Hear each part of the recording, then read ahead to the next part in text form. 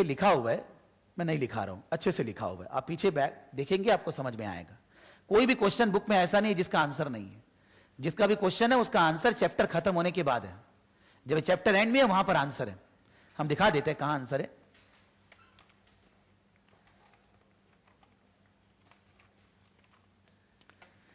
Page number 207 में इसका answer है। पेज नंबर 207 में they have written the answers कि भाई इसके अंदर क्या क्या। कोई जरूरी नहीं है वो लोग जो लिखा वही आप लिखेंगे, इट कैन इंक्लूड एनीथिंग। आपको कोई भी 3-4 पॉइंट लिखना है और एक एक लाइन उनके बारे में लिखना है। यहां पर बहुत बार उन्होंने ये भी लिखा है कि सिंस हम लोग को तो मालूम है कंपनी क्या क्या करती है इसलिए हम इतना ही लिख रहे हैं। यार वो क्यों लिख रहे हैं यार, आपकी थोड़ी ना बोलेंगे एग्जाम में हम लोग को तो मालूम नहीं है इसलिए इतना ही लिख रहे हैं, जो लिख रहे हैं बहुत है बस।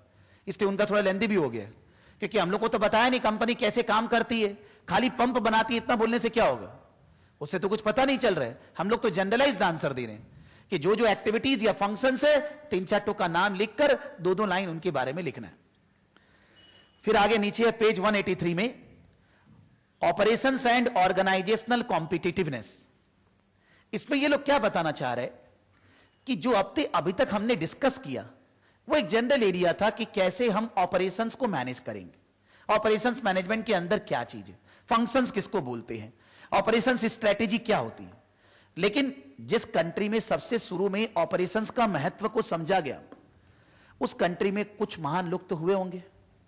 उन्होंने इस चीज को मैनेज करने के लिए अपना एक थ्योरी वर्ल्ड को दिया। उनका अलग अलग किताब आता है, जैसे नाम लिखा हुआ मिंट्सबर्ग। मिंट्सबर्ग का मार्केट में किताब आता है इससे डबल मोटा। मतलब हम लोग तो एक पेज पढ़ रहे हैं, कहीं कहीं पर नाम आएगा, but they are huge famous persons regarding these strategies जो हम लोग बात कर रहे हैं। तो मिंट्सबर्ग ने ऑपरेशंस को इंप्रूव करने के लिए ऑपरेशंस को अलग अलग भागों में बांटा। तो एग्जाम में पूछता है 5 नंबर में, बहुत इंपॉर्टेंट क्वेश्चन है, 5 मार्क्स के लिए वेरी इंपॉर्टेंट क्वेश्चन। मिंट्सबर्ग का इफेक्टिव ऑर्गेनाइजेशन बोलता है एक ऑर्गेनाइजेशन को कॉम्पिटिटिव बनने के लिए किन 5 चीजों को ध्यान में रखना है उसने मिंट्सबर्ग में बनाया। बोलता है Mintzberg suggested that an organisation is made of 5 parts. बोलता है एक कंपनी के 5 अंग होते हैं, 5 पार्ट्स। जैसे हम लोग का सिर वगैरह वैसे है, वैसे कंपनी का 5 पार्ट्स है, 5 एलिमेंट्स।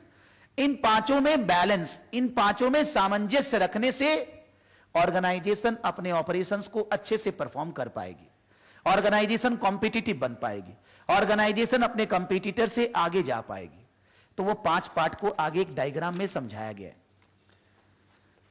डायग्राम में लिख रहा है ऊपर strategic apex, middle line, operation core, और बगल में दुकान बने हैं टेक्नो स्ट्रक्चर और सपोर्ट स्टाफ। अब कोई बोलेगा हमको भी ऐसे बनाना है, बनाइए, कौन मना कर रहे हैं, लेकिन आपको ऐसे नहीं बना के 5 नाम लिखना है, लाइन लाइन में लिखिए, जैसे मर्जी है आपकी। लेकिन अगर बोलेगा मिंट्सबर्ग का ऑपरेशंस एलिमेंट्स क्या है, मिंट्सबर्ग क्या बताता है, 5 एलिमेंट्स एक ऑर्गेनाइजेशन के क्या होते हैं, आपको नाम तो यही लिखना होगा। चाहे आप गोला बनाइए, ऐसे बनाइए, लाइन में लिखिए, कुछ भी। अब उसके बदले आप घन से कुछ भी लिखेंगे 0 मिलेगा, तो फिर क्वेश्चन का आंसर देके मतलब नहीं है। When they are specifically asking Mintzberg का 5 एलिमेंट्स बताइए, you have to remember these names। तो ये मल्टीपल चॉइस में भी है। जैसे क्या लिखिएगा, मिंट्सबर्ग का 5 एलिमेंट्स में यहां कौन सा है, 4 तो लिखा रहेगा, कोई एक इसमें से रहेगा और 3 फालतू रहेगा। तो आपको मल्टीपल चॉइस कलेक्ट सही करना है कि भाई ये तो 5 नंबर के लिए ज्यादा इंपॉर्टेंट है, लेकिन कभी कभी मल्टीपल चॉइस में भी है। स्ट्रैटेजिक अपेक्स मतलब हम अंबानी का राइट हैंड है मान लो, तो मेरे को अल्टीमेटली क्या करना है, जो जो अंबानी चाहता है हमको वो करना पड़ेगा। राइट हैंड इसलिए तो हमको बोला गया है, यानी कि वो लोग जो लोग कंपनी के सीईओ या एग्जीक्यूटिव डायरेक्टर्स वगैरह होते हैं, वो लोग को अल्टीमेटली जो मेन डायरेक्टर्स है, जो प्रमोटर्स है या जो शेयर होल्डर्स है, बिकॉज कोई कोई कंपनी में तो शेयर होल्डर बहुत ज्यादा स्प्रेड है, उसमें कंपनी में कोई एक जन ओनर नहीं है, 4-5 ओनर्स है, तो अपने उनका ऑब्जेक्टिव को पूरा करते हैं। तो स्ट्रैटेजिक अपेक्स मतलब जो मेन टॉप ओनर्स हैं, वो लोग जिनको अपॉइंट किए हैं, CEO, managing director, non executive director, जिन लोग को अपॉइंट किए हैं, वो लोग उनका ऑब्जेक्टिव, जो टॉप ओनर्स है उसका ऑब्जेक्टिव को पूरा करने के लिए जो जो डिसीजंस लेते हैं उसको हम लोग बोलते हैं स्ट्रैटेजिक अपेक्स। बीच में है मिडिल लाइन।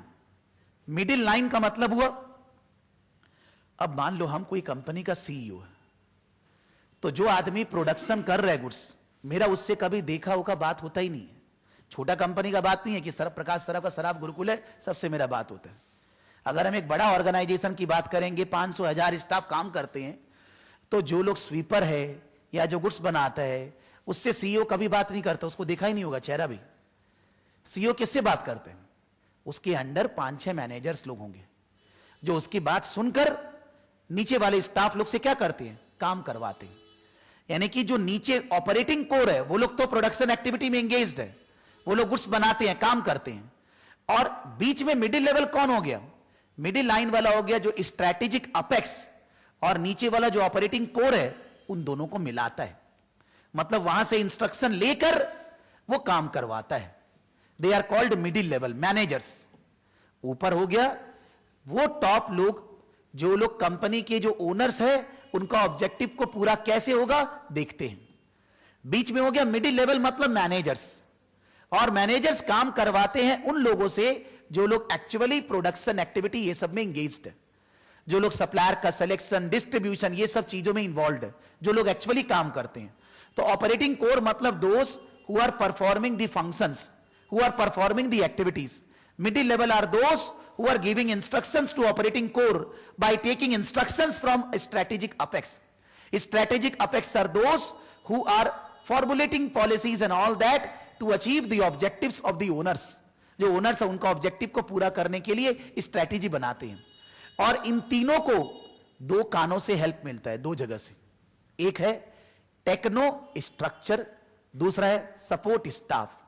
टेक्नो स्ट्रक्चर मतलब मान लो human resource department, auditor, accounts department, तो ये लोग तो कोई गुड्स वगैरह नहीं बना रहे हैं, लेकिन ये लोग स्टैंडर्ड वगैरह निर्धारित करते हैं कि मान लो अकाउंट्स डिपार्टमेंट, कॉस्टिंग डिपार्टमेंट में स्टैंडर्ड निर्धारित किया, गुड्स बनाने का एक खर्चा होना चाहिए, इतना देर में बनेगा। तो टेक्नो स्ट्रक्चर स्टैंडर्ड डिटरमाइन करते हैं काम करने का। और सपोर्ट स्टाफ मतलब मान लीजिए कोई प्रोफेशनल लॉयर है, कोई प्रोफेशनल कोई और अलग एरिया में उसका स्पेशलिस्ट है, तो कंपनी को कोई भी काम करना है तो बहुत बार प्रोफेशनल लोगों से एडवाइस लेनी पड़ती है कि नहीं, कि मान लो मेरे को फंड्स रेज करना है, क्या क्या लीगल फॉर्मेलिटीज पूरा करना है। तो लीगल एडवाइजर्स, प्रोफेशनल्स, जो लोग कंपनी को एडवाइस करते हैं काम करने में, वो हो गया सपोर्ट स्टाफ।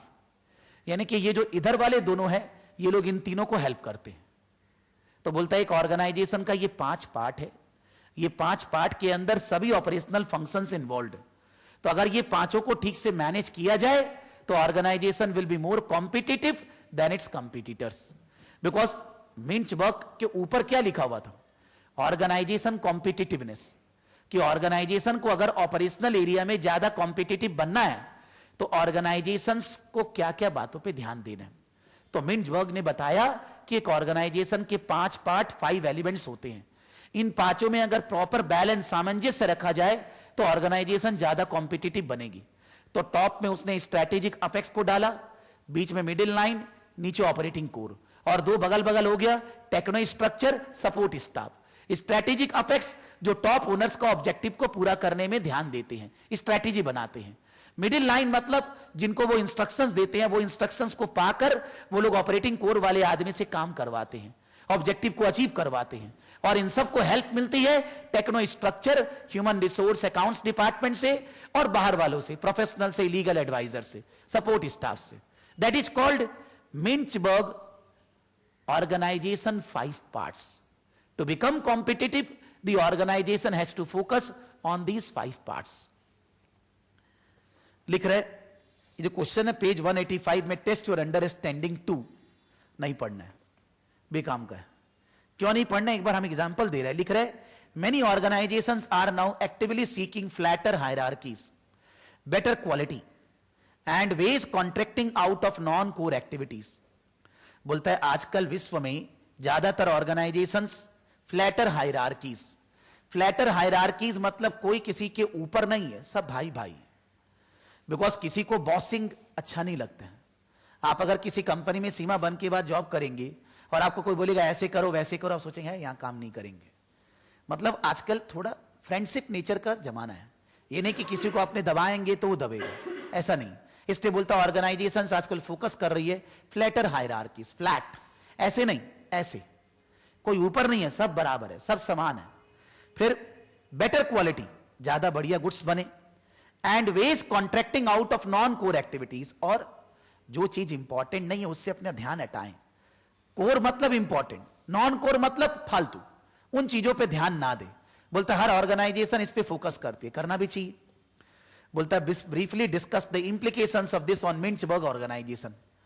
बोलता है कि इसको ब्रीफली मतलब छोटा में, बोलता ठीक है, discuss the implications of this on Mintzberg organisation. अब एक बार आगे आना, पेज 181 में इसका आंसर लिखा है, पेज 181, सॉरी 207, पेज 207, पेज 207 में 2 लाइन लिखा है। हम तो सोच रहे क्या बोलना चाह रहे हैं, हम ही नहीं समझा। बोलता 2 लाइन में आंसर हो गया। लिख रहा है a customer focus on the core activity and hence further importance attached to operation management. Finish, answer हो गया। A further focus on core activity and hence further importance attached to operations management. ये क्या है कि जब question में मिंचबर्ग लिखा हुआ है तो पहले थोड़ा डिटेलिंग करना चाहिए कि मिंचबर्ग के अनुसार ऑर्गेनाइजेशन के 5 पार्ट्स होते हैं, strategic apex, middle line, operating core, और उनको हेल्प करने के लिए 2 जगह से टेक्नो स्ट्रक्चर और सपोर्ट स्टाफ। तो ऑर्गेनाइजेशन के ये 5 पार्ट क्या चीज पे ध्यान देंगे? क्वालिटी पे, कोर एक्टिविटी पे, नॉन कोर एक्टिविटी को हटा देंगे और कस्टमर का फोकस करेंगे। वैसे लिखना चाहिए। एक लाइन में क्या लिख रहा है कुछ पता नहीं चल रहा है, ठीक है, मतलब समझ में आ रहा है, बट ऐसे थोड़ी ना आंसर लिखना है। 5 नंबर का ऐसे लिखेंगे क्या आपने? 5 मार्क्स का आएगा तो, because this is not multiple choice. So you have to write explain करते हुए कि 5 पार्ट क्या उसको लिखना है। इससे मैंने बोला नहीं पढ़ेंगे। हम लोग को मिंचबर्ग बोल के आएगा कि अगर ऑर्गेनाइजेशन ऑपरेशन स्ट्रक्चर का मिंचबर्ग का पार्ट्स बताइए, एलिमेंट्स बताइए, हम लोग ये 5 लिखेंगे, ठीक है। फिर दूसरा economist Porter, Michael Porter value chain.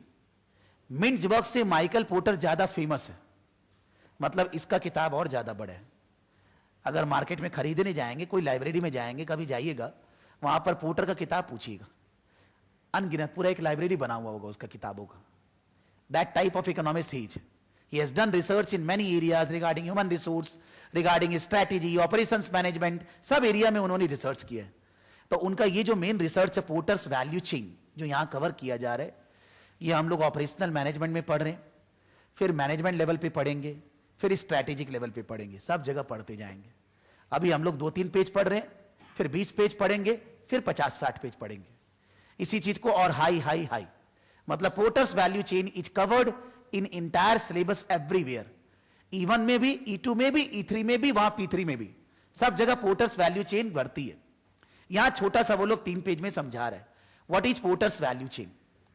जैसे मिंचबर्ग ने ऑर्गेनाइजेशन को 5 पार्ट्स में बांटा, वैसे पोर्टर ने ऑर्गेनाइजेशन को पार्ट्स में नहीं बांटा।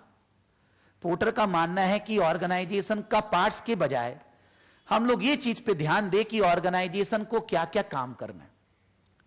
बोलता है जो जो काम आपको करना है उसको आप अच्छे से करोगे तो आप अपने दुश्मन से आगे निकल जाओगे। हम अगर ट्यूशन पढ़ाते हैं, कोई और भी पढ़ाता होगा, बहुत सारे टीचर होंगे, तो हम भी तो वही कर रहे हैं जो वो कर रहे हैं, लेकिन हम किस तरह से पढ़ाते हैं, क्या क्या काम करते हैं, कैसे करते हैं, उसके ऊपर मेरा कॉम्पिटिटिवनेस डिपेंड करेगा दूसरे से। हम कोई मैन्युफैक्चरिंग ऑर्गेनाइजेशन से कंपेयर नहीं कर सकते, बिकॉज मेरा काम उसका काम अलग है। लेकिन एक इंडस्ट्री के अंदर तो कंपनियां बहुत सी हैं, सबका काम वही है, मटेरियल खरीदना, प्रोसेस करना, आउटपुट बनाना। लेकिन बोलते हैं कि कितने अच्छे से आप काम करते हो उसके ऊपर आपका कॉम्पिटिटिवनेस डिपेंड करता है। हम कॉम्पिटिटिवनेस वर्ड क्यों यूज कर रहे हैं? बिकॉज पेज नंबर 183 में हेडिंग ही है ऑपरेशंस एंड ऑर्गेनाइजेशनल कॉम्पिटिटिवनेस। मतलब वो लोग कॉम्पिटिटिवनेस के अंदर 2 इकोनॉमिक्स का थ्योरी डाला है, एक मिंचबर्ग और दूसरा पोर्टर। कॉम्पिटिटिव बनने के लिए मिंचबर्ग ने बोला ऑर्गेनाइजेशन के 5 पार्ट्स, लेकिन पोर्टर ने पार्ट्स वगैरह को नहीं बोला। पोर्टर बोल रहे क्या क्या एक्टिविटीज हम लोग परफॉर्म करते हैं। जो एक्टिविटीज हम लोग परफॉर्म करते हैं वो अगर हम बेहतर वे में परफॉर्म करेंगे तो हम अपने कंपटीटर से आगे निकलेंगे। पोर्टर ने एक्टिविटीज को 2 भागों में बांटा। बोलता है हर एक ऑर्गेनाइजेशन 2 तरह की एक्टिविटीज परफॉर्म करती है, पहला प्राइमरी एक्टिविटीज, दूसरा सेकेंडरी या सपोर्ट एक्टिविटीज। पहला प्राइमरी एक्टिविटीज, दूसरा सेकेंडरी या support activities. Primary activities are divided into 5 parts: inbound logistics, operations, outbound logistics, marketing and sales, after sales service. Porter ने प्राइमरी एक्टिविटीज को 5 पार्ट्स में divide किया है: inbound logistics, operations, outbound logistics, marketing and sales, after sales service. इनको बोला गया primary activities. और इन प्राइमरी एक्टिविटी को सपोर्ट मिलता है सपोर्ट एक्टिविटीज से, तो उनको अपने सपोर्ट एक्टिविटी भी बोलते हैं, सेकेंडरी एक्टिविटीज भी बोलते हैं. उसके अंदर 4 है: infrastructure, human resource, technology, procurement. Infrastructure, human resource, technology, procurement. अब पोर्टर का यह मानना है कि आपको ये जो सारी एक्टिविटीज परफॉर्म करनी है, करते हैं, इसमें आपको 2 चीज पे ध्यान देना है. या तो आप ये ध्यान दीजिए कि एक्टिविटी को परफॉर्म करने का खर्चा कम लगे, और या आप ऐसा सोचिए कि आपकी एक्टिविटी परफॉर्म करने से आपका प्रोडक्ट आपके कंपटीटर से बेहतर बने, बेटर क्वालिटी का हो. या तो कॉस्ट को कम करने पे फोकस करिए, या प्रोडक्ट को अच्छा बनाने में फोकस करिए, क्वालिटी इंप्रूवमेंट में. 2 में से कोई एक बात या दोनों को फोकस करिए, जिससे आपका मार्जिन इंप्रूव होगा. क्वालिटी इंप्रूव होगा तो सेल बढ़ेगा, खर्चा गिरेगा तो मार्जिन डिफरेंस बढ़ेगा. तो ऑर्गेनाइजेशन को मार्जिन बढ़ाने की चेष्टा करनी है. उसके लिए ऑर्गेनाइजेशन को कॉस्ट लीडरशिप या प्रोडक्ट डिफरेंशिएशन पे ध्यान देना है. अब बात आता है कि ये जो प्राइमरी एक्टिविटीज 5 बोला गया, इनका मतलब क्या है. प्राइमरी एक्टिविटीज का मतलब है वो एक्टिविटीज जो इनपुट को आउटपुट में बदलने में लग रही हैं. प्राइमरी एक्टिविटीज का मतलब which are involved directly in, माने with those activities which are directly involved in converting input into output. इसके अंदर पहली एक्टिविटी का नाम दिया गया इनबाउंड लॉजिस्टिक्स. इनबाउंड लॉजिस्टिक्स का मतलब है रॉ मटेरियल का मैनेजमेंट. रॉ मटेरियल का मैनेजमेंट मतलब रॉ मटेरियल किससे खरीदें, कैसे रखें, खराब ना हो, कैसे मंगाएं, all these things. Raw material का प्रोक्यूरमेंट. इनबाउंड लॉजिस्टिक्स मतलब रॉ मटेरियल के बारे में. प्रोडक्शन ऑपरेशंस मतलब आप रॉ मटेरियल को फिनिश गुड्स में बदलने के लिए प्लांट मशीनरी लेबर वगैरह को यूज करते हो, तो लेबर को ट्रेनिंग देना, प्लांट एंड मशीनरी अच्छा यूज करना, वेस्टेज ना हो, उनका प्रॉपर ओवरऑलिंग वगैरह पे ध्यान देना, दैट इज कॉल्ड ऑपरेशंस. तीसरा आउटबाउंड लॉजिस्टिक्स मतलब जो फिनिश गुड्स आपका बन गया, वो फिनिश गुड्स को आपको प्रॉपर केयर करके रखना, उतना ही बनाना जितना जरूरत है. Selling and distribution. Selling and distribution मतलब प्रोडक्ट का मार्केटिंग करना. प्रोडक्ट को कैसे हम पब्लिक को जनवाएं कि हमने प्रोडक्ट ये हम डेवलप करते हैं, बनाते हैं, कैसे पब्लिक डिमांड करे प्रोडक्ट की, हाउ मार्केट योरसेल्फ. और लास्ट में after sale service. After sale service मतलब प्रोडक्ट बिकने के बाद कस्टमर की अगर कोई ग्रीवांसेस है, प्रॉब्लम्स है, उसको दूर करना. बोलता है कि अगर ये 5 एक्टिविटी पे आप ध्यान दोगे, 5 काम सभी लोग करते हैं, इंडस्ट्री में सभी को ये काम करते हैं, दूसरी इंडस्ट्री है उसमें भी लोग ये काम करते हैं, लेकिन काम करने का तरीका जिसका जितना बढ़िया है उसके ऊपर उसका कॉम्पिटिटिवनेस डिपेंड करता है, उसके ऊपर उसका खर्चा, उसके ऊपर उसका प्रोडक्ट डिफरेंशिएशन डिपेंड करता है. यानी कि आपको इस 5 एक्टिविटी को अच्छे से परफॉर्म करना है, इफिशिएंटली परफॉर्म करना है. Inbound, operations, outbound, sales and market distribution, after sale service. Next page में सुंदर से वो लोग कॉलम बना के लिखा है.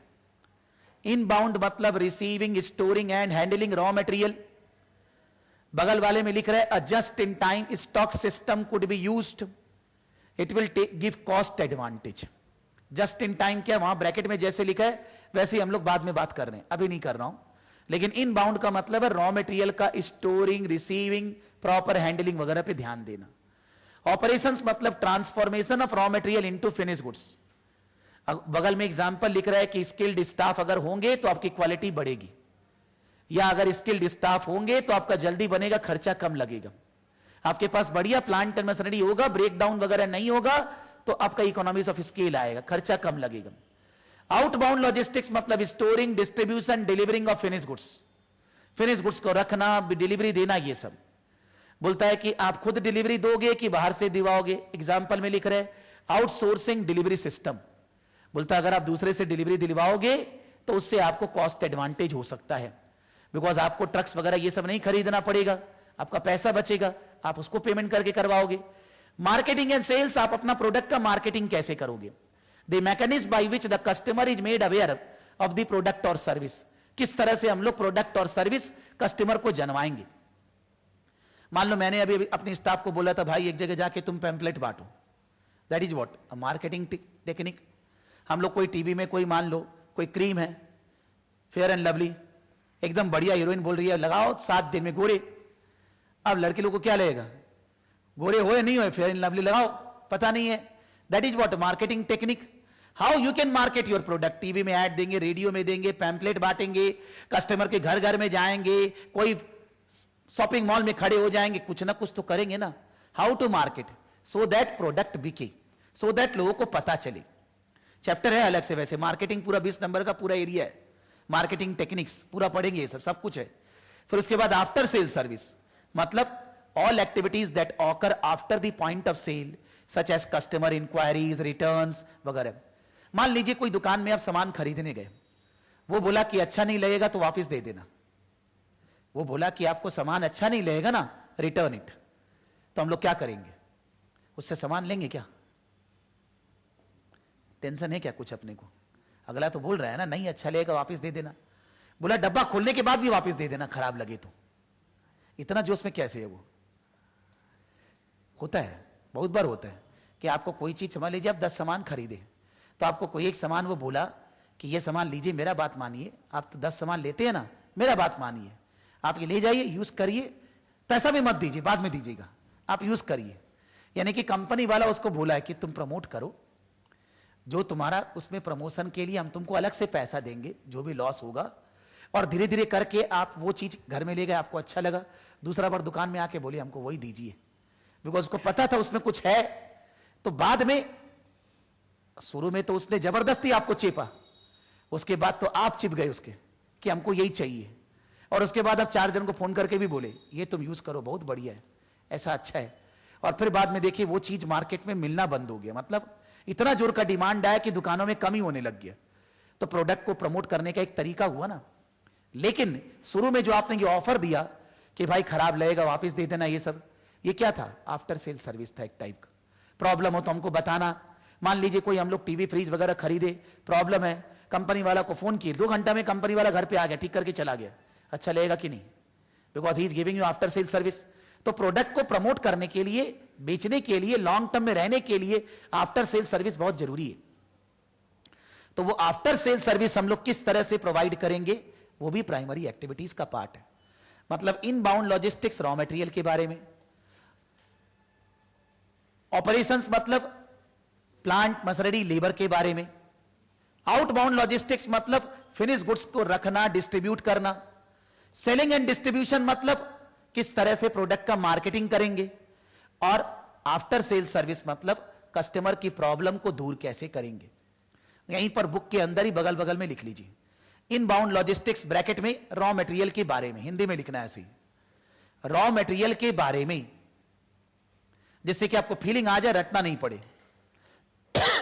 इनबाउंड लॉजिस्टिक्स मतलब रॉ मटेरियल के बारे में,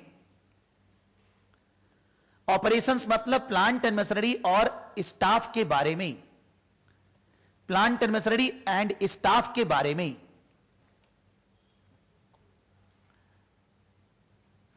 आउटबाउंड लॉजिस्टिक्स मतलब फिनिश गुड्स के बारे में, आउटबाउंड लॉजिस्टिक्स मतलब फिनिश गुड्स के बारे में,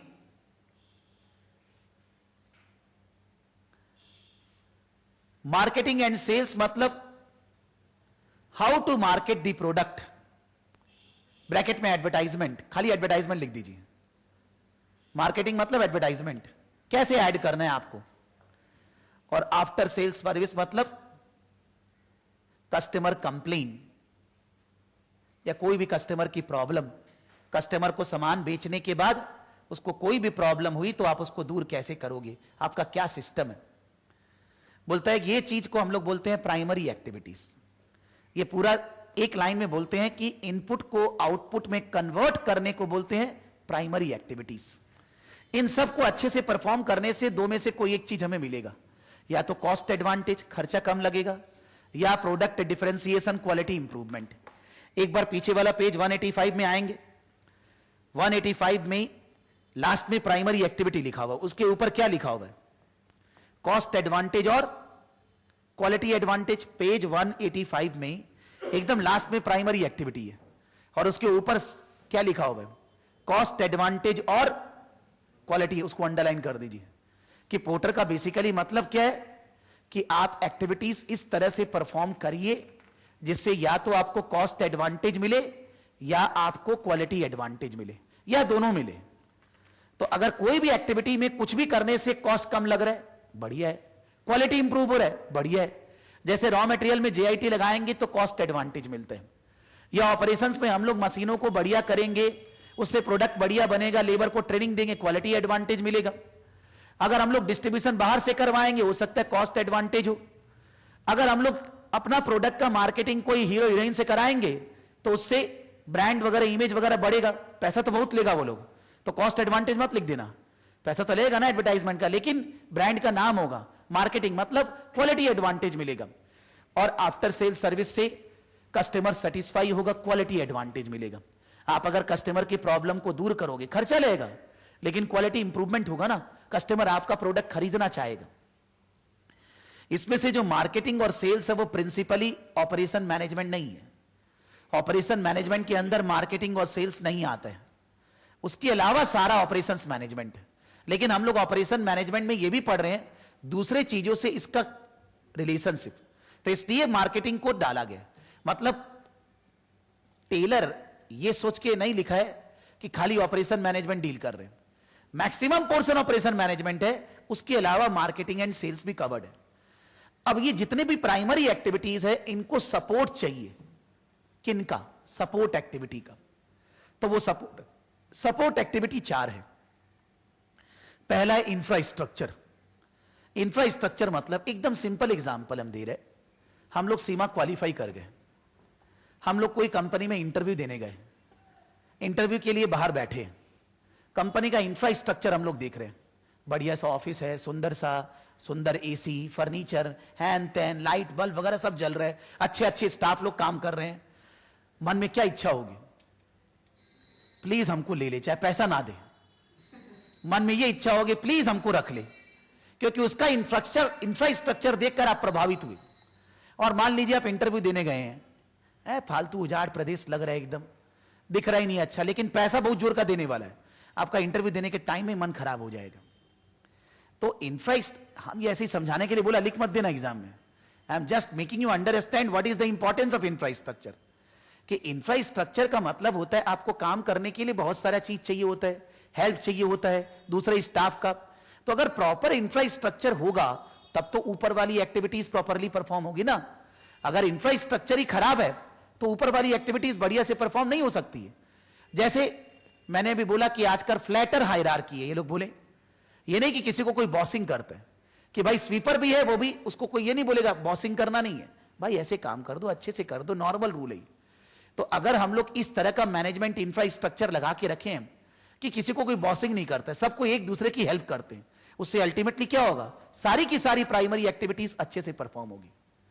पॉलिटिक्स वगैरह ना हो, बिकॉज जब भी काम करते हैं तो क्या होता है, आप काम किए दूसरा जन बोलेगा मैं किया। टीवी सीरियल वगैरह में भी देखते हैं कि काम हम किया, रात भर जग के वो दिखा दिया हम किए, फिर दुखी होते हैं हम लोग, वो सभी चीज होता है। पॉलिटिक्स मतलब क्या, you are doing the work but the credit is given to others. तो इसलिए इंफ्रास्ट्रक्चर मतलब हुआ कि काम करने की सुविधा, और हर एक एक्टिविटी में इंफ्रास्ट्रक्चर की जरूरत है, चाहे रॉ मटेरियल हो, चाहे आउट माने ऑपरेशंस हो, किसी भी चीज में इंफ्रास्ट्रक्चर का हेल्प सबको मिलेगा। ह्यूमन रिसोर्स, हर एक एक्टिविटी, प्राइमरी एक्टिविटी में तो लोग ही काम कर रहे हैं, तो ह्यूमन रिसोर्स का रिक्रूटमेंट, उनका ट्रेनिंग, उनको समझाना, वर्क कंडीशन, एनवायरनमेंट देना, तो उससे सारी एक्टिविटीज में हमें फायदा होगा। ह्यूमन रिसोर्स अपना अलग से 20 नंबर का पोर्शन है। ह्यूमन रिसोर्स बोल के बहुत माथा खराब है, बिकॉज एक एक लाइन में एक एक इकोनॉमिक्स का नाम लिखा है और ऐसे करके 20-23 पेज तक लिखते गया है, ये बोला, ये बोला, तो आदमी का याद करने बहुत माथा खराब होता है। दैट इज लर्निंग पार्ट बहुत डिफिकल्ट है वहां, कि ह्यूमन रिसोर्स के अंदर इतने आदमी का क्यों बात कर रहे हैं यार, एक सिंपल बात ही कर लो, बट बहुत ज्यादा है, वेरी अनगिनत पूरा भर्ती करके दिया है 100 पन्ना में, भर्ती करके बकर बकर बकर। हम तो जनरल बोलता, उसके बाद हम बोलते हैं कि भाई डेली डेली 2-2 मिनट याद करते रहना, क्या किया जाएगा, वी हैव टू रिमेंबर। तो ह्यूमन रिसोर्स मैनेजमेंट। फिर टेक्नोलॉजी, टेक्नोलॉजी का मतलब हुआ आईटी। मान लीजिए मेरे को कोई इंफॉर्मेशन दूसरे डिपार्टमेंट से चाहिए, तो हमको वहां फोन नहीं लगाना पड़े, वो मोबाइल नहीं उठा रहा है, हमको सॉफ्टवेयर से अपने आप मिल जाए, हम ठिक ठिक ठिक करें, उसके डिपार्टमेंट में पहुंच गए, ठीक करके हमको इंफॉर्मेशन मिल गया, जो भी हमको चाहिए इजिली अवेलेबल हो, so that I can take decisions, I can take instant decisions, I don't have to wait. तो प्रॉपर आईटी डेवलपमेंट तो सॉफ्टवेयर से आपको इंफॉर्मेशन मिले। और प्रोक्योरमेंट, प्रोक्योरमेंट मतलब केवल रॉ मटेरियल का प्रोक्योरमेंट नहीं, कोई भी चीज, procurement of land, building, plant, machinery, सभी चीज तो प्रोक्योर करना है, बिकॉज सभी काम जो प्राइमरी एक्टिविटीज से होगा उसके लिए तो सभी चीजें प्रोक्योर करनी पड़ेंगी, तो प्रोक्योरमेंट प्रॉपरली होना चाहिए।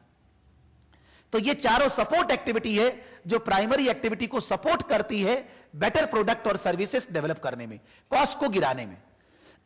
दे are termed as infrastructure, human resource, technology and procurement. Infrastructure, काम करने के लिए चीज, सामान वगैरह जो भी इंफ्रास्ट्रक्चर प्रॉपर होना चाहिए। Human resource, recruitment, selection, training, working environment for the staff. Technology मतलब आईटी, इंफॉर्मेशन, आपको जो भी इंफॉर्मेशन चाहिए तुरंत उपलब्ध हो काम करने के लिए।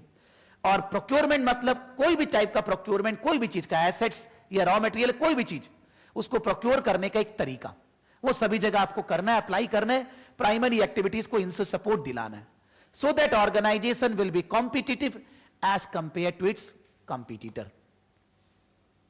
नीचे एक एग्जाम्पल लिखा है, एग्जाम्पल में 2 तरह से इन एक्टिविटी को समझाया, वहीं पर पेज नंबर 187 में, पेज 187 में एक एग्जाम्पल दिया। बोल रहे मान लीजिए एक कंपनी बहुत बढ़िया बढ़िया रॉ मटेरियल खरीद रही है, एकदम उम्दा रॉ मटेरियल, तो पैसा बेसी लगेगा कम लगेगा, बेसी लगेगा, लेकिन क्या फायदा होगा? अगर रॉ मटेरियल अच्छा होगा तो गुड्स का क्वालिटी अच्छा होगा कि नहीं? लेकिन ये क्या हो गया, inbound logistics, because raw material खरीदना, रॉ मटेरियल का मैनेजमेंट कहां बात की, इनबाउंड लॉजिस्टिक्स।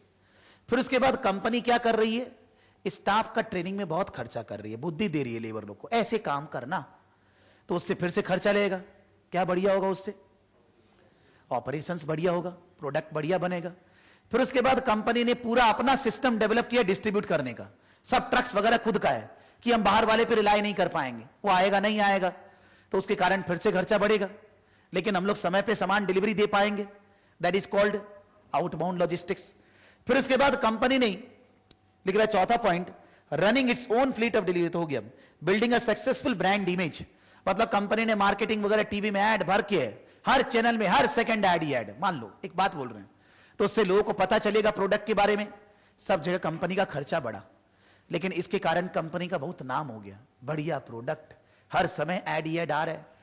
हम तो बोलते हैं कि मान लो कोई नया डीओ निकलता है, आईटीसी कंपनी का निकला था एंगेज, कोई चैनल खोल लो हर 5 सेकंड बाद ऐड, पागल कर दिया था एंगेज, चाहे होर्डिंग भी रास्ता में जाते थे जहां देखो एंगेज, ऐसे कैसे, मानो उसका इतना ऐड के कारण आदमी के दिमाग में एंगेज ही हो गया कि भाई ये एक प्रोडक्ट लॉन्च किए इस तरह से कि दूसरा डीओ ही भूल गया आदमी।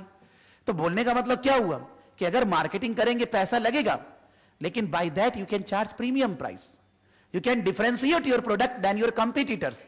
तो कंपनी क्या फोकस कर रही है, क्वालिटी, कंपनी कॉस्ट नहीं गिराना चाह रही है, क्वालिटी पे फोकस कर रही है, क्वालिटी से प्रीमियम प्राइस चार्ज करेंगे। नीचे दूसरा एग्जांपल दे रहा है, बोलता है एक दूसरी कंपनी है सस्ता रॉ मटेरियल खरीद रही है, सब सड़ा गला, तो उसका क्या होगा, पैसा कम लगेगा, हम सड़ा गला ज्यादा जोड़ा है, जैसे कि फीलिंग आ जाए खर्चा कम। This is also inbound logistics, company staff वगैरह को ट्रेनिंग देती नहीं है, ज्यादा स्टाफ रखती नहीं है, मशीनों से काम करती है, अपने आप हो जाए, तो मशीन में क्या होता है, बार बार सेम चीज बनेगा, कमती खर्चा लगेगा, बिकॉज स्टाफ तो बोलेगा लाल झंडा, काम नहीं करेंगे हैन तेन, मशीन तो कोई झंडा नहीं है, काम होते रहेगा, कोई प्रॉब्लम नहीं है, तो that is again cost minimization. फिर कंपनी बाहर वालों से डिलीवरी दिलवाती है, कंपनी खुद का फ्लीट सिस्टम नहीं लगाई है, तो बाहर वाला थोड़ा गड़बड़ी करता होगा, लेकिन पैसा क्या होता होगा, कम लगता होगा। तो ये सारा एक्टिविटीज कंपनी का क्या हो गया एक्चुअली, कॉस्ट एडवांटेज। फोकस की बात है, आपको कॉस्ट एडवांटेज चाहिए कि क्वालिटी एडवांटेज चाहिए, कुछ तो करना होगा। या तो कॉस्ट गिराइए या क्वालिटी बढ़ाइए, मार्जिन को इंक्रीज करिए। कॉस्ट गिरने से भी मार्जिन बढ़ेगी, क्वालिटी इंप्रूव करने से भी मार्जिन बढ़ेगी। तो आपको दोनों में से कोई एक चीज या दोनों को लेकर अपनी एक्टिविटीज को परफॉर्म करना है। फिर से एक बार पीछे आएंगे पेज नंबर 185 में। पेज नंबर 185 में जो डायग्राम बना हुआ था, वो डायग्राम में सबसे लास्ट में क्या लिखा हुआ है, मार्जिन। मतलब समझाना वही चाह रहा है कि आपको ये जो प्राइमरी और सेकेंडरी एक्टिविटीज परफॉर्म करनी है, इनको परफॉर्म करने से आपको क्या अचीव करना है, या तो कॉस्ट एडवांटेज या क्वालिटी इंप्रूवमेंट। उससे आपका मार्जिन बढ़ेगा। Sale minus cost is the margin. तो if you decrease cost, margin will improve. If you increase sale, margin will improve. So every organization should focus on improvement of margin so that the organization will be more competitive than its competitors. That is called Taylor value chain analysis. Sorry, Porter value chain analysis. दो ही area उन्होंने cover किया, और भी लोग हैं but they have not covered here, हमारे syllabus में नहीं है, आगे है। अभी बात कर रहे हैं ऑपरेशंस मैनेजमेंट में कॉम्पिटिटिव होने के लिए दो इकोनॉमिक्स का नाम, मिंचबर्ग, 5 elements, strategic apex, middle line, operating core, बगल में यहां टेक्नो स्ट्रक्चर और सपोर्ट स्टाफ। और टेलर माने पोर्टर वैल्यू चेन एनालिसिस के अंदर primary secondary activities, improving the margin, cost control और क्वालिटी इंप्रूवमेंट। प्राइमरी के अंदर 5, inbound operations, outbound selling and distribution, after sale service. और सपोर्ट के अंदर 4, infrastructure, human resource, technology, procurement. अच्छा से ध्यान करके जाना है। जब आज अभी पढ़ रहे हैं लग रहा है सब ठीक, लेकिन 2 महीना बाद भी ठीक लगना चाहिए। 2 महीना बाद वापस जब समझ लो पेपर करने आएंगे तो आपको ऐसे याद आना चाहिए। तो हम लोग तो इसके बाद वापस से ये 1 सप्ताह बाद पढ़ेंगे। 1 सप्ताह में बार बार हर समय 20-25 मिनट पढ़ना है इसको। 20 to 25 मिनट्स डेली निर्धारित करना है कि हम इसको पढ़ेंगे जितना पढ़ा गया क्लास में। और नेक्स्ट दिन जब आएंगे करीब 10 बार पढ़ के इसको, तो सर बोलेंगे 1, हम बोलेंगे 10 वो। और अगर ऐसा नहीं करेंगे तो अभी जिस दिन क्लास कर रहे हैं उस दिन अच्छा लगेगा, धीरे धीरे करके वो पाइल अप हो जाएगा, बाद में लेगा आता कुछ भी नहीं है। फिर एग्जाम आने लगेगा डर, और डर मतलब फेल। तो डर से अगर बचना है पहला दिन से ही सुधर के रहना है कि आपको कोई डेली तो इतना नहीं पढ़ाया जा रहा है, आप हर वीक आएंगे 20-25 मिनट इसके ऊपर देकर हर दिन। डेली 2 से 3 घंटा पढ़ने से ऑल वर्ल्ड टॉप आ सकते हैं, लेकिन अगर डेली नहीं पढ़ के एग्जाम के टाइम पे 20-20 घंटा पढ़ के फेल ही आना है। दोनों एक बात है। तो इसलिए आपको रेगुलरली पढ़ना है, हर समय पढ़ना पड़ेगा। दिन में थोड़ा देर ही पढ़ना है, मन से, जब मन लगे उसके बाद मजा करना है। पागल नहीं बनना पढ़ाई के लिए, लेकिन एकदम इफिशियंसी जानकर जब हमको कोई डिस्टर्ब नहीं करता है, हम उस समय 2-3 घंटा डेली निकाले और आई विल स्टडी। जॉब हो तो भी no excuse for this, because इस लेवल में तो मान लो जॉब वाले नहीं है, लेकिन नेक्स्ट लेवल जो भी आप पढ़ेंगे सब जॉब कर रहे हैं। सबका जॉब सुबह होता है 8:30-9 बजे, रात को आने का टाइम नहीं है। बट स्टिल वो बोलेगा कि हमसे पढ़ाई नहीं होता है, खाली एग्जाम के दिन पढ़ेंगे, फेल होना है। पास होने के लिए रेगुलर स्टडी इज एसेंशियल। हर दिन 2 घंटा मोर देन इनफ, बस हर दिन 2 घंटा हमको पढ़ना है, ट्यूशन आवर के अलावा। ठीक है, आगे पेज नंबर 188। पेज नंबर 188 में है वैल्यू चेन एनालिसिस। अगर अभी पीछे बात करेंगे तो पीछे हमने क्या बात किया, पोर्टर वैल्यू चेन एनालिसिस, यानी कि एरिया तो वही चल रहा है, लेकिन अब हेडिंग ही चेंज हो गया है। पहले था ऑर्गेनाइजेशन कॉम्पिटिटिवनेस, वो खत्म हो गया, उसके अंदर 2 इकोनॉमिक्स का बात था।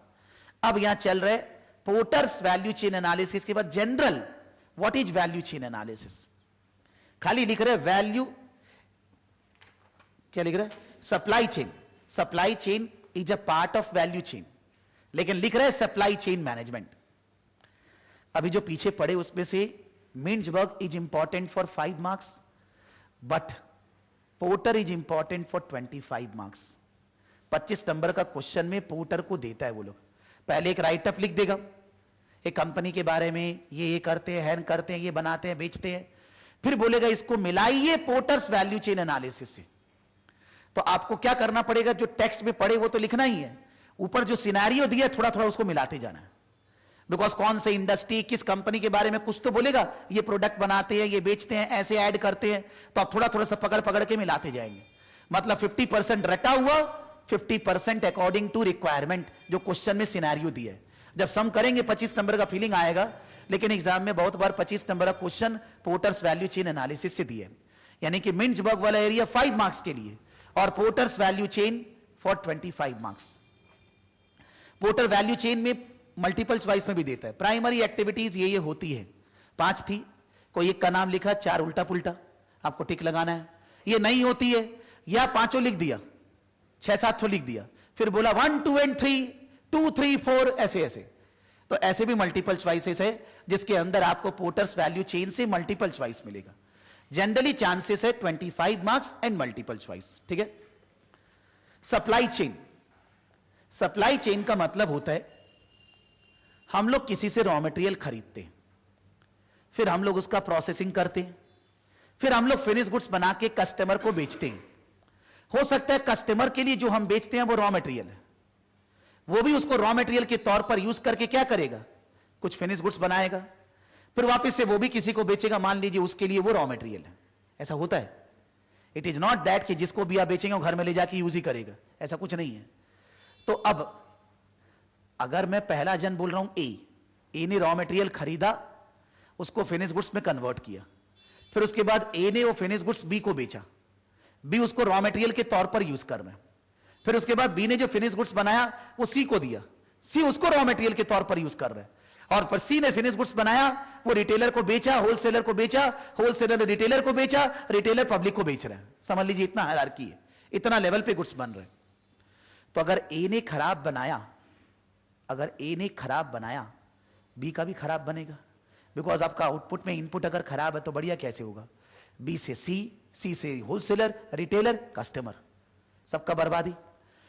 अगर ये सारे लोग एक साथ मिल जाएं प्रॉपर वे में, एक दूसरे से सलाह मशवरा करें, एक दूसरे की रिक्वायरमेंट को समझें, और ऐसा ना सोचे कि मैं अलग कंपनी वो अलग कंपनी, बिकॉज अगर मेरे को कस्टमर को सेल करना है तो कस्टमर की रिक्वायरमेंट को मेरे को फोकस करना है, उसको कैसा चाहिए, क्या क्वालिटी चाहिए, क्या चीज, उसका फोकस हमको ध्यान देना है।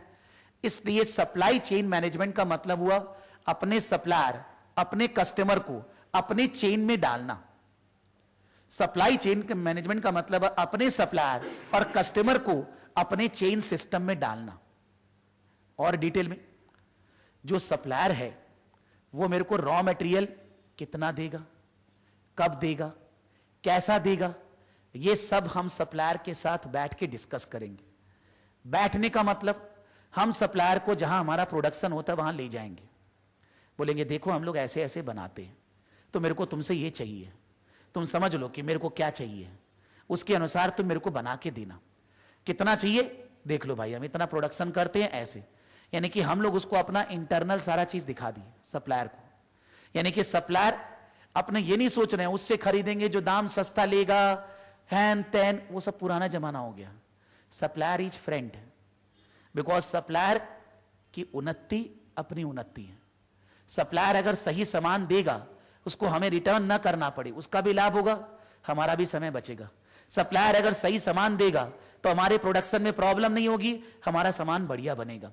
इसलिए मैंने सप्लायर के साथ रिलेशनशिप, पार्टनरशिप डेवलप कर ली कि मैं आप ही से खरीदूंगा, किसी और से नहीं लूंगा, लेकिन आप समय पे सामान दे देना, जो चाहिए वैसा बना के देना, क्या चाहिए आके निहार लीजिए, देख लीजिए हमको क्या बनाना है, हमको जो बनाना है वो तो कस्टमर के ऊपर है।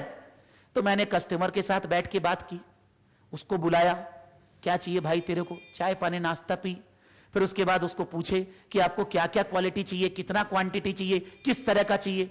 कस्टमर ने अपनी रिक्वायरमेंट बताई, उसके अनुसार मैंने सप्लायर को बुलाया, उसको बताया हमको ये चाहिए, सबको चेन में डाल दी।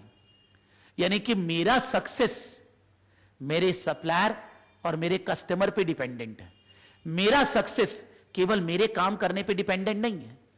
तो now in an industry competitiveness is not between different companies, competitiveness is between the supply chain. जिस कंपनी का सप्लाई चेन मैनेजमेंट बेटर है वो अपने कंपटीटर से आगे निकल जाएगा। पुराना जमाना चला गया कि आपका सप्लायर है, आप जो दाम सस्ता देगा, जो जल्दी देगा, बड़ी आप उससे खरीदोगे। कैसे पता चलेगा? आपको उसको दोस्त बनाना होगा, कस्टमर से और सप्लायर से सप्लाई चेन मैनेजमेंट डेवलप करना होगा। आजकल तो ऐसा होता है कि अपने को सप्लायर को ऑर्डर देना नहीं पड़ता, अपना नेटवर्क को लोकल और वाइड, लोकल तो मतलब हो गया ऑफिस के अंदर, वाइड एरिया नेटवर्क से कनेक्ट करके रखें। वो हमारे सिस्टम में एंट्री ले सकता है, हमारे सिस्टम में सप्लायर अपने यहां बैठकर एंट्री ले लेगा, उसको पता चलेगा हमने कितना बनाया, कितना मटेरियल था और चाहिए है कि नहीं।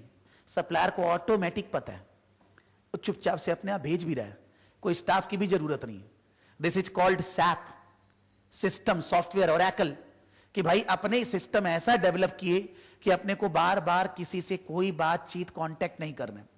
हम लोग अपना सॉफ्टवेयर सिस्टम को सप्लायर से और कस्टमर से कनेक्ट करवा दी। मान लीजिए मारुति कंपनी है, या समझ लीजिए टोयोटा कंपनी। टोयोटा कंपनी जितने भी सप्लायर लोग से सामान खरीदती है, जब चाहिए होता है गाड़ी बनाने के लिए तभी आता है, अभी गाड़ी बनाना है अभी आता है, रखता नहीं है, स्टॉक बहुत कम है, no raw material stock, they are purchasing when it is required. और उसके लिए किसी को कोई हम लोग ऑर्डर नहीं दे रहे हैं, सप्लायर हमारे कंप्यूटर से कनेक्टेड है, सॉफ्टवेयर से, उसको पता है कि अभी इतनी गाड़ी बनेगी, ये चीज चाहिएगा, वो डिलीवरी लेकर हाजिर है। और जो सप्लायर है, बहुत सारे सप्लायर ऐसे हैं जो लोग टोयोटा के अलावा किसी और को सामान देते ही नहीं है, बिकॉज उनको टोयोटा को देकर ही खाली समय नहीं है, उनका उन्हीं से जीवन चलता है। कोई बोलेगा हमारा कस्टमर एक ही है, एक ही है, हमको उसी को देना, वो मेरे ऊपर, हम उसके लिए, एक दूसरे के लिए दोनों बने हैं, कहानी खत्म। हम उसको सामान देते हैं और हमको किसी को देने की इच्छा भी नहीं है, हमारा एक ही जन से काम बहुत अच्छा चल रहा है, हम क्यों दिमाग लगाएं। तो there are many suppliers in Toyota company who are generally माने who are only supplying to Toyota company, and it's a world renowned company, सारा जगह गाड़ी बिकता है उनका। और गाड़ी में कितना पार्ट्स लगता होगा, यू कैन बिलीव, कितना पार्ट्स वगैरह लगता होगा, हजारों सप्लायर होंगे, लेकिन सबके साथ अपने ये सिस्टम डेवलप किए, सबको अपना सॉफ्टवेयर से जोड़ लिए। गाड़ी कितना बनाना है, वो डिमांड आएगा शोरूम से, डीलर से, कि गाड़ी ये डीलर बता रहे इतना बिकेगा, तो डीलर भी अपना सॉफ्टवेयर से अटैच्ड है, डीलर पहले से ही ऑर्डर दे चुका है, पता है इतना गाड़ी बनाना है, गाड़ी बनेगा नहीं उसके पहले डिलीवरी, मतलब गाड़ी को अपने को बना के रखना नहीं है, निहारना नहीं है, गाड़ी बना, बाहर डिलीवरी देने के लिए ट्रक है, डिलीवरी फटाफट, no finish goods stock, no raw material stock. MNC selling car over entire world, having so many suppliers, so many dealers, so many showrooms, still managing the system, still managing this difficult system. So why it is not possible for others?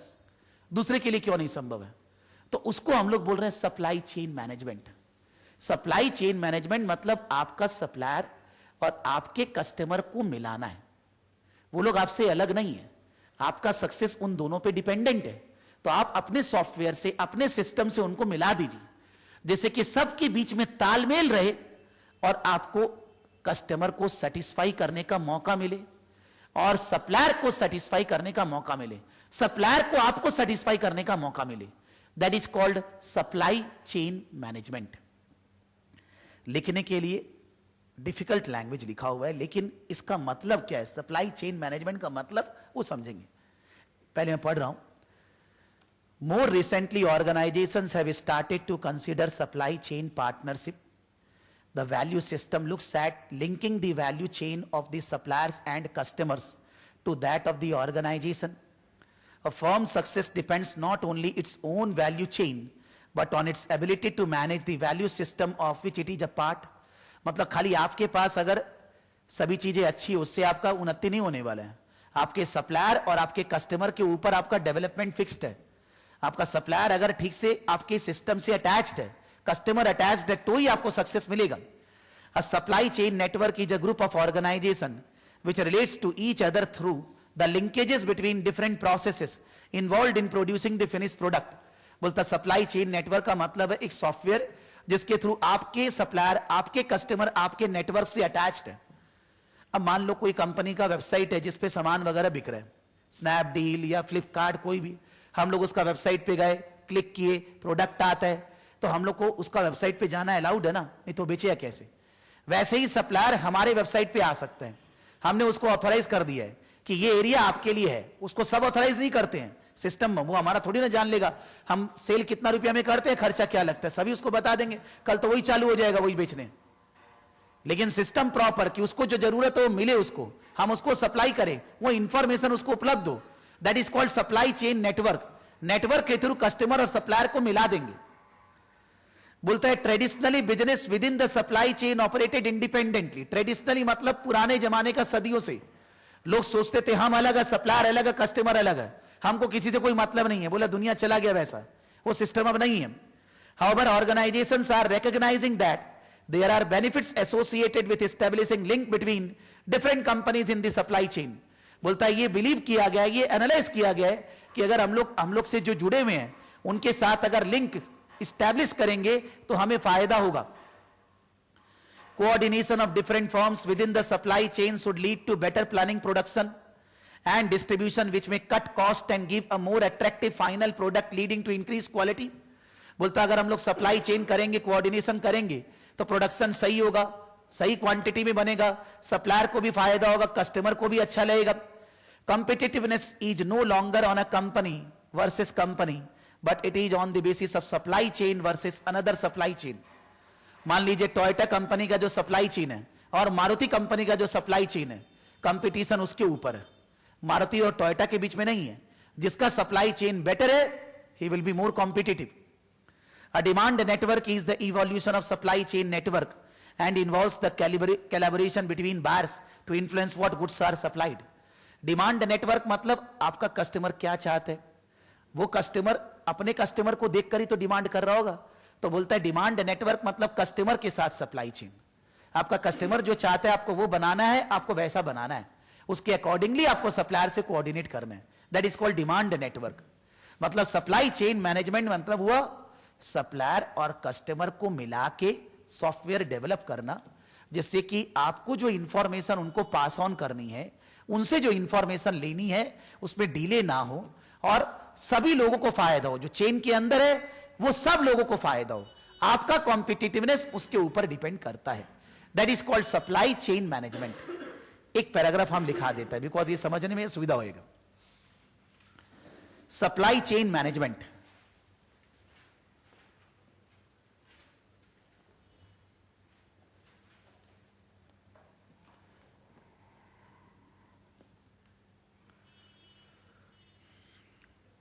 supply chain management means connecting the organization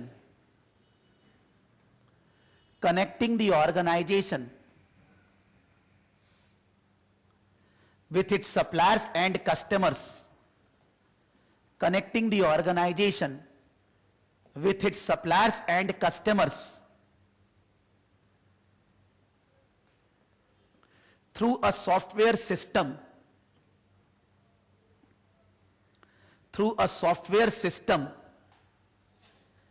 which is called a supply chain network, through a software system which is called a supply chain network, which is called a supply chain network, so that the organization will be more competitive, so that the organization will be more competitive.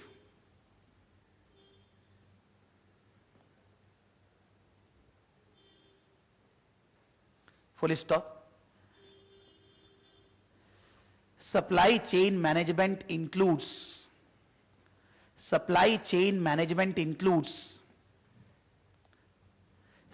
chain management includes the following. Supply chain management includes the following.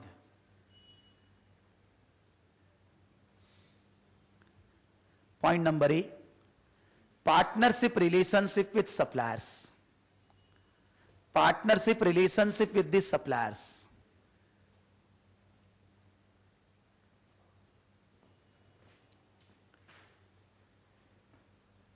It means that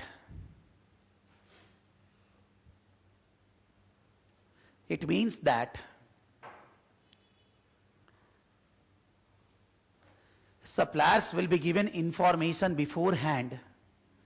Suppliers will be given information beforehand. Suppliers will be given information beforehand.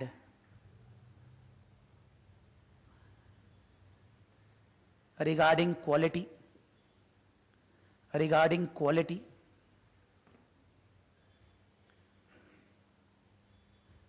And quantity. Regarding quality and quantity of materials and components required. Regarding quality and quantity of components required. Regarding quality and quantity of components required. So that the supplier will produce,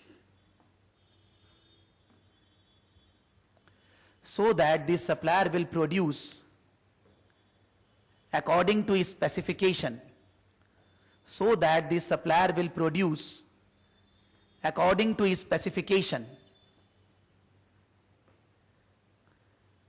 And supplier cost will minimize. Supplier cost will minimize.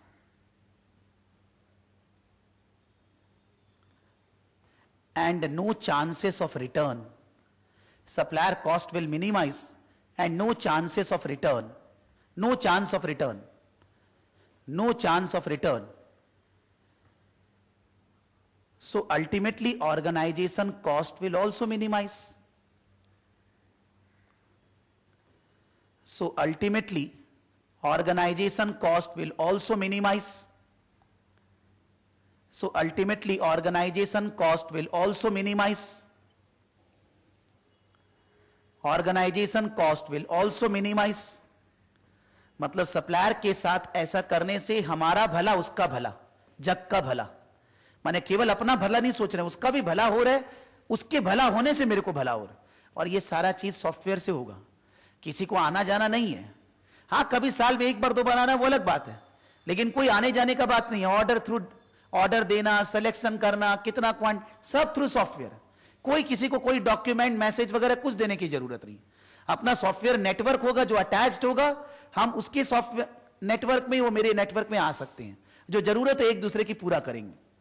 Point number B, partnership with customer.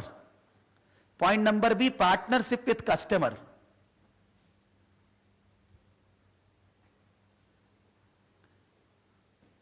It means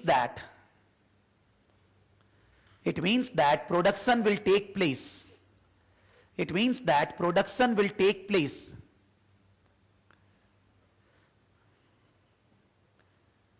according to requirement of customer.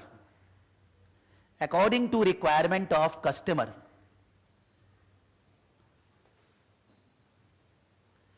And this is communicated. And this is communicated. And this is communicated to suppliers,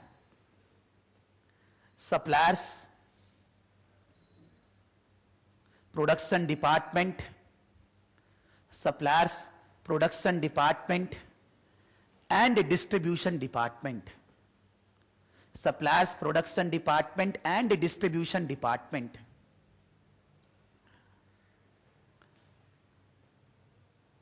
Next para se. So the supply chain management.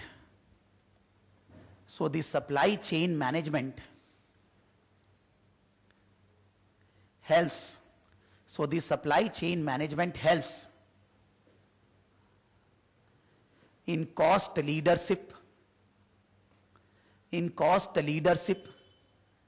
and product differentiation.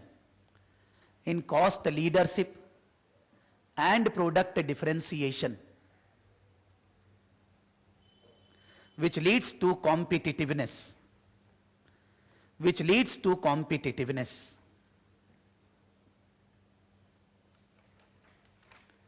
इतना रहने देते हैं।